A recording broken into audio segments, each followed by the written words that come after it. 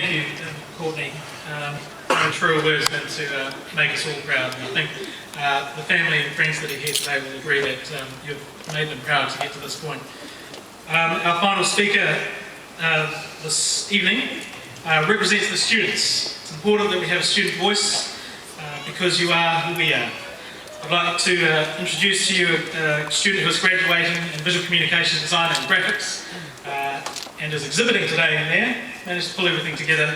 Ladies and gentlemen, please welcome Kieran Stowers.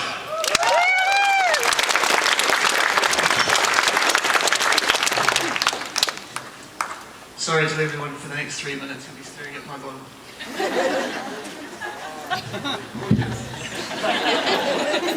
Kiaora, Talofa Lava, ni hao, Hola, Bonjour and Hello. My name is Kieran Stowers and I have been asked to share a few words on behalf of our year group. We made it. And like the many who have gone before us, this year's eventual graduate exhibit is brought to you by Tussock Cafe Bar, Basin Noodle House, Havana Coffee, Jack's Bakery, and the Basin Reserve McDonalds, and of course, Jala's Dairy. Though I doubt any of us have ever really met Jala. Now just before we begin, guys, let me remind you, don't forget we close at 12. Please save your work. To remind ourselves about where we've come from, we only need to look back at our portfolios we sent in 2008. And those were simpler times. I remember we all met in 2009 as nervous, eager, wide-eyed first years on the steps of the museum building. As I recall, it was a beautiful, sunny Wellington summer's day. I remember this because I was late. You probably won't find me in any photographs. This, for many of us, would become a running theme throughout our time at the College of Creative Procrastination. But so have it. We were empty vessels ready to be filled. But soon, like all first years since the dawn of design, we were unwittingly part of the college's big inside joke as we were blown to and from our halls of residence by giant white folders disguised as sails that the university had cheekily labelled essential stationery. Moving on to second year, it was a year of experimentation and we were finding our groove. It was also our first opportunity to meeting tutors and lecturers who, for many of us, either frightened us to death with their outrageous new ideas, frustrated us to no end, or became a great pleasure to see in every class and lectorial. Needless to say, the guys noticed female attendance skyrocketed when a certain Andrew Tobin was teaching. I remember it was Lee Whiterod who offered this vivid, lingering piece of advice. You can't polish a turd, so you better have a good idea. But we learned pretty quickly that if you can't get a good idea, at least roll it in some glitter.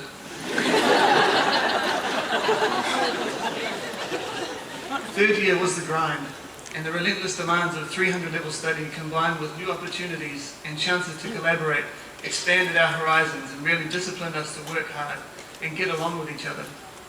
And like all good parents, our tutor's often candid response was, "This hurts us more than it hurts you, but it's for your own good." As we migrated from building to building until we finally found our place in the shiny new Kiaora Hihiko, we always wondered why we never really saw fourth years around much. And it's only now we realise how much work and dedication goes into finishing well at the Massey University College of Creative Arts. The fact that we stand here now celebrating our peers and their work means that we can all stand proud. Over the years, we couldn't imagine how far wide the doors of opportunity would open. We've taken on every challenge that the Academy could throw at us, and I believe we've outdone ourselves. Despite the long hours, the hungry cold days, and late nights, the torture of queues at print shops and competing for computer use, not to mention having to walk around a massive construction site for 2 years. But ask any final year student here and they'll tell you there's nothing else that they'd rather be studying. As we acknowledge each other's accomplishments, we take a moment to remind ourselves that yes, technology will change, we'll leave this great building, our grades will fade into memory, and we will get old. But we will adapt. Whether we'll remember the difference between an N and an M dash, whether in 40 years' time we'll still bore our partners to death by talk of Russian constructivism or Lee Jensen's lectures, or whether we'll ever figure out what the heck postmodernism was about, we can all agree on it. We're in a class full of world changers, ready to take their skills and shake up the status quo. So to everybody here at COCA, our beloved staff and teaching faculty, Dr. Claire, our friends and all our families, on behalf of the class of 2012, we say cheers.